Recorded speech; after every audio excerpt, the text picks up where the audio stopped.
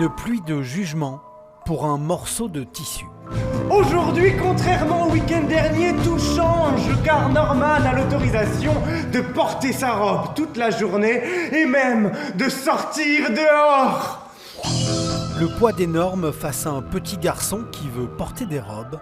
Une histoire vraie et pleine d'espoir qui a interpellé le metteur en scène. Ce fait divers m'avait beaucoup parlé parce que moi j'ai aimé mettre des robes quand j'étais enfant. Et puis j'ai arrêté, je ne sais pas pourquoi, si je me suis auto-censuré ou bien si j'en avais marre, comme un jouet qu'on abandonne.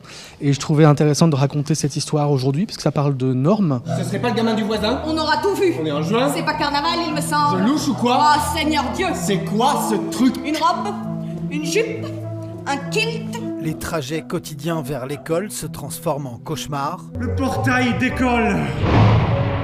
Ces regards jugeant, la comédienne trans non-binaire les a vécus. Moi-même, dans mon quotidien, je peux souffrir des mêmes maux que Norman face à une société qui refuse qu'on joue avec les normes, en fait. Soit d'expression de genre, soit même de genre, soit de sexualité.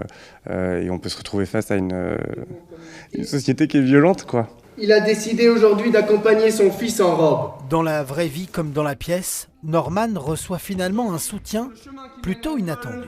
Le père marche tout à côté de son fils comme un super-héros mi-mâle, mi-femelle. Un geste fort où la tendresse finit par remplacer la maladresse. C'est des personnages qui ils se mouillent, quoi. Ils essayent pour de vrai.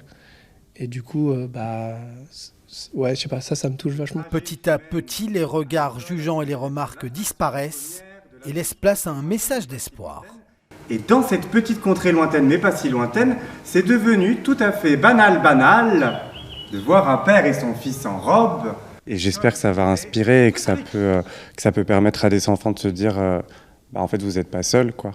On est tous ensemble et on va vers un mieux. La pièce est destinée à tout public et ne dure que 45 minutes, ce qui laisse largement le temps de continuer la discussion en famille.